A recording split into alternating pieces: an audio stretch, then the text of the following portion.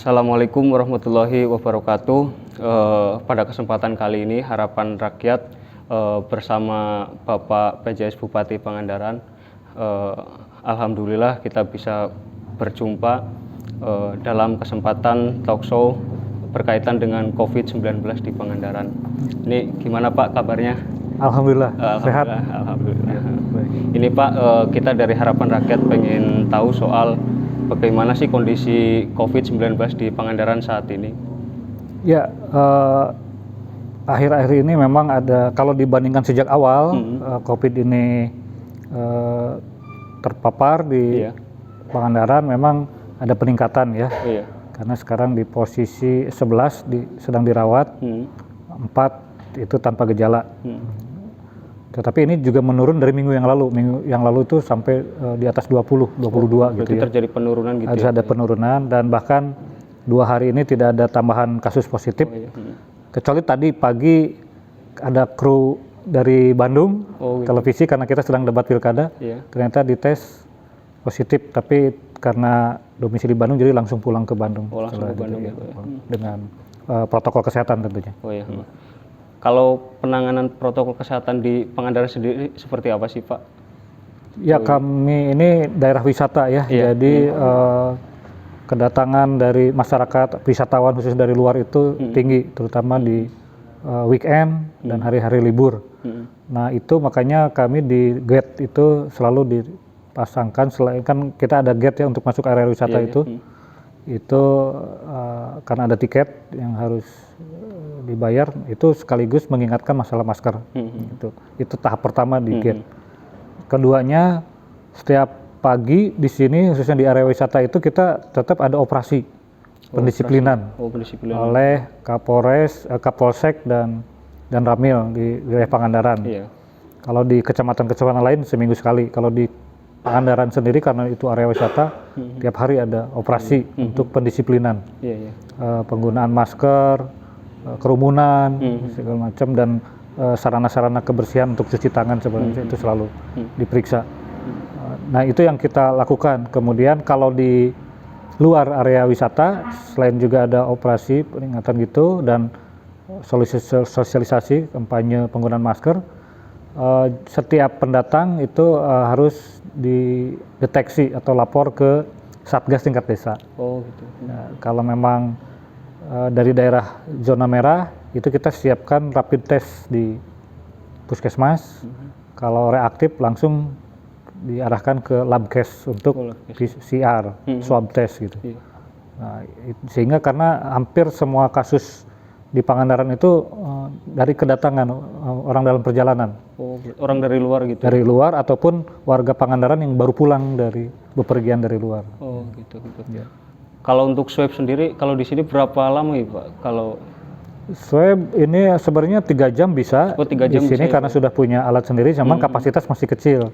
Jadi kalau misalnya untuk kontak erat, ketika ada kasus positif, kontak erat itu bisa langsung ditunggu dalam 1 hari. Hanya kalau untuk seperti di tempat area wisata itu kan kita bikin tes juga seminggu sekali itu secara random terhadap wisatawan maupun pelaku usaha wisata. Itu kan banyak. Nah, itu sebagian kita kirim ke Bandung. Nah kalau kirim ke Bandung itu bisa sampai 3 hari baru. 3 hari. Kalau tingkat kesadaran masyarakat sendiri untuk penerapan protokol kesehatan sendiri di Pangandaran bagaimana Pak? Ya itu memang masih perlu usaha keras ya. Kita lihat ya, karena mungkin melihat kasusnya sedikit, kecil, jadi masyarakat juga masih belum terdorong secara kuat untuk menggunakan masker gitu, menghindari kerumunan. Kalau kerumunan, alhamdulillah sih tidak terlalu banyak di Pangandaran ini. Daerahnya luas, penduduknya masih sedikit. Hanya untuk penggunaan masker ini memang perlu terus, meskipun kita setiap hari mengkampanyekan dan melakukan operasi itu, tapi setiap hari juga ditemukan saja pelanggaran orang yang tidak pakai masker selalu ada. Gitu. Kalau keterlibatan dari elemen-elemen yang ada, apakah ini enggak Pak, mereka berkontribusi untuk ini bersama-sama mengkampanyekan? Sejak awal juga memang kepedulian masyarakat di sini cukup tinggi ya, terutama yang tergabung dalam elemen-elemen kerelawan gitu ya, masuk, dan bahkan sekarang dengan berubahnya organisasi dari gugus tugas menjadi satgas, ini semakin diformalkan. Jadi model PGRI, PMI, PHRI segala macam ya, organisasi profesi maupun kerelawanan. Di sini ada FKDM untuk relawan bencana, Tagana dan sebagainya. Itu sekarang masuk dalam Satgas seluruhnya, baik di divisi perubahan perilaku untuk kampanye maupun ikut serta dalam penegakan kedisiplinan bersama TNI Polri gitu. Ini berkaitan masih dengan COVID, Pak. Kalau dampaknya untuk pariwisata di Pangandaran gimana, Pak? Ya, jelas kami sangat terdampak ya. Pertama memang ketika diterapkan PSBB terutama itu kan hampir seluruh hotel dan restoran itu ditutup sementara. Gitu. Karena harus diam di rumah dan otomatis kunjungan wisata juga hampir tidak ada itu selama PSBB itu. Nah, mulai ada pulih bangkit ketika mulai masuk AKB. Walaupun dibatasi hanya 50% dari kapasitas hotel dan restoran itu yang bisa bukan, dan wisatawan sudah mulai masuk. Tapi bulan kedua AKB itu malah terjadi lonjakan pengunjung. Pengunjung. Karena mungkin sudah lama PSBB ingin berwisata, jadi ada euforia lah. Sampai pengendalian cukup kewalahan juga ya untuk bisa membatasi. Kalau di luar outdoor, karena di sini tuh pantai, relatif kerumunan tuh bisa dipecahkan ya kayak gitu karena dan suasana panas sebagainya. Jadi setiap kita tes juga nggak ada kasus. Hanya yang kita khawatirkan itu yang indoornya, itu di restoran, hotel, karena mereka makan di hotel yang sekalian kan biasanya ada rapat, meeting, segala macam pertemuan. Itu kalau makan kan buka masker ya, terus jaraknya sulit kalau untuk 2 meter begitu. Nah ini yang agak kekhawatiran. Hanya kemudian ada isu bencana kan, tsunami, itu sangat berpengaruh ya, ada gempa. Terus lagi sampai saat ini masih belum pulih seperti awal-awal penerapan AKB gitu. Jadi dampaknya cukup signifikan sehingga baik pendapatan masyarakat, dunia usaha maupun pendapatan pemerintah drop gitu ya. Kalau upaya untuk pemulihannya itu bagaimana, Pak? Ini kan dihubungkan antara penanganan COVID dan pemulihan ekonomi. Ya, memang kita serba salah ya. Kita Pangandaran itu sangat mengandalkan pariwisata yang memang sumber andalannya. Tetapi kalau terlalu dilepas juga akan terjadi potensi penularan kembali COVID, klaster baru. Jadi ya kita tetap hidupkan pariwisatanya, tapi dengan pengetatan dan resep protokol agar ya masyarakat terutama pelaku usaha wisata tidak terlalu lama juga berpuasa. Karena sekarang itu ya tentu dengan pendapatan yang minim, sementara mereka tetap harus biaya pengeluaran rutin harus tetap dikeluarkan gitu. Turunkan. Terus warung-warung juga kan jadi terdampak karena wisatawan. Nah, maka kami tetap mengundang, kebetulan kalau saya sebagai pejabat sementara ini dari pejabat Pemprov ya. Jadi ya secara individual, formal maupun non formal mengajak yang punya kegiatan rapat apapun tetap bisa dilaksanakan di Pangandaran gitu, dengan tentunya protokol kesehatan supaya ya hotel tidak terlalu kosong juga. Minimal kalau rapat-rapat itu kan bisa mengisi di weekday. Kalau weekend sebenarnya relatif masih terus ada ya. Jadi keuntungan wisata di Pangandaran itu lokal. Mancanegaranya masih kecil lah, masih 10-20% saja. 80% itu lokal, sehingga tidak terhambat oleh penerbangan. Sekarang kan penerbangan hampir tutup semua. Jadi karena wisatawan lokal, jadi yang sekitar Priangan, Timur sampai Kota Bandung itu masih berdatangan lah ke Pangandaran, sehingga roda ekonomi masih berputar. Kalau untuk memberikan keyakinan kepada masyarakat nih yang mau ke Pangandaran, nah tentunya kan harus ada persiapan nih dari pelaku wisata, kayak pengusaha hotel, pengusaha restoran gitu, yang sesuai dengan standar protokol kesehatan gitu. Apakah ada upaya dari pemerintah untuk mungkin memberikan kebijakan agar si hotel itu dan restoran sudah sesuai protokol kesehatan, Pak? Ya, kami memang ada yang upaya langsung yang dilakukan oleh kami Satgas dalam bentuk patroli pengawasan penerapan protokol kesehatan di restoran dan hotel. Tapi kami juga ada yang secara tidak langsung, jadi melalui PHRI. Karena kebetulan PHRI di Kabupaten Pangandaran itu organisasi yang cukup kuat, di mana seluruh pemilik hotel dan restoran itu bergabung di sana dan didengarkan gitu arahan-arahannya. Jadi kalau kita lihat yang mengeluarkan rekomendasi dan menilai itu awal oleh PHRI. Oh, dari PHRI sendiri. Ya, sehingga antar sesama mereka ingatkan. Dan saya juga sebagai bupati dan jajaran Pemda bisa berbicara melalui PHRI. Kalau bicara satu persatu melalui pemilik hotel kan belum tentu waktunya bisa tercapai semua. Tapi kalau melalui PHRI, lalu PHRI yang ke jajaran anggotanya ini cukup efektif nampaknya. Jadi saya sangat bersyukur dengan adanya PHRI, juga ada juga kelompok HPI untuk para pemandu pariwisatanya.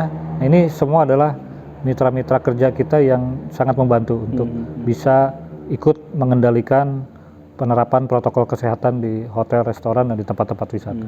Kalau untuk ini kan Pangandaran kan masuk dalam apa ya, untuk pilkada ya Pak ya, sekarang ya lagi rame-ramenya pilkada nih. Betul. Nah ini untuk penerapannya seperti apa ini antara pilkada dan penyebaran COVID ini kan?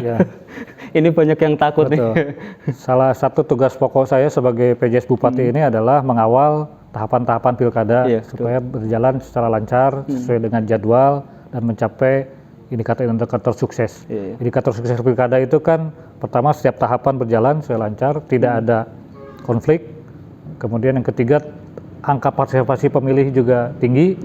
Nah, untuk pilkada saat ini ada indikator keempat, yaitu tidak terjadi penularan atau klaster penularan COVID. Oleh karena itu, saya sejak awal hari pertama bertugas itu langsung sudah koordinasi KPU, Bawaslu, seluruh camat, kepala desa, dan Ramil, Kapolsek semua memberikan penguatan bahwa pilkada ini pertaruhan gitu. Karena banyak pihak juga yang menggugat kenapa di masa pandemi pilkada tetap berlangsung gitu. Nah, kita sudah jelaskan bahwa justru banyak efek yang akan lebih berbahaya lagi kalau pilkada terus diundur gitu. Karena pandemi sendiri kan kita tidak tahu kapan berakhir gitu. Dan ada sisi-sisi positif sebenarnya kalau pandemi tetap dijalankan. Tapi resiko penularannya harus ditekan karena kalau sampai ternyata terbukti dengan pilkada ini terjadi kenaikan, nah ini kan gugatan terhadap pilkada ini akan semakin kuat. Oleh karena itu, atas dasar itu saya perkuat, pokoknya tanggung jawab kita sebagai aparatur pemerintah itu menjamin, meyakinkan, memastikan bahwa penerapan protokol kesehatan dalam setiap tahapan pilkada itu dijalankan. Dan ternyata komitmen KPU, Bawaslu kuat sekali. Jadi hampir sekarang Bawaslu itu jadi polisi protokol kesehatan. Karena kalau pelanggaran kampanye segala macam relatif hampir nggak ada karena serba dibatasi kan.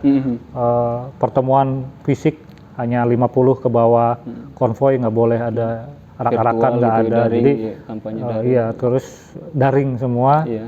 Tetapi tetap protokol kesehatan. Jadi kalau saya baca laporan pelanggaran kampanye itu ya semua ya terkait protokol kesehatan yang saat itu juga dikoreksi oleh Bawaslu ataupun Panwas tingkat kecamatan dan diperbaiki oleh tim sukses ataupun penyelenggara kampanye. Alhamdulillah, dan ternyata sampai saat ini untuk Pangandaran tidak ada laporan bahwa dari kegiatan kampanye itu ada penularan. Selalu karena dia pulang dari mana positif ternyata gitu. Kalau dari pemerintah sendiri ada anggaran nggak sih, anggaran khusus yang untuk mengkanter atau mencegah penyebaran COVID-19 itu, khusus pilkada ya Pak? Ya, pilkada sendiri sebenarnya kan sesuai ketentuan perundang-undangan kita memberikan hibah hampir seluruh biaya KPU itu untuk penyelenggara, untuk penyiapan alat-alat sampai sosialisasi segala macam itu adalah hibah dari APBD kabupaten diberikan. Demikian juga untuk Bawaslu, demikian juga untuk aparat keamanan, pengamanan. Di luar itu kita sekarang ada anggaran khusus untuk pembelian APD yang itu disumbangkan lagi, dihibahkan ke KPU, Bawaslu, dan aparat keamanan untuk melindungi diri. Penyelenggara ya Pak ya? Melalui jadi kalau yang hibah itu kan uangnya ya, kalau untuk penyelenggara itu, kalau APD kita belikan barangnya, lalu kita berikan, dan sekarang sudah disebar ke KPU, ke kecamatan-kecamatan untuk nanti digunakan pada hari H gitu.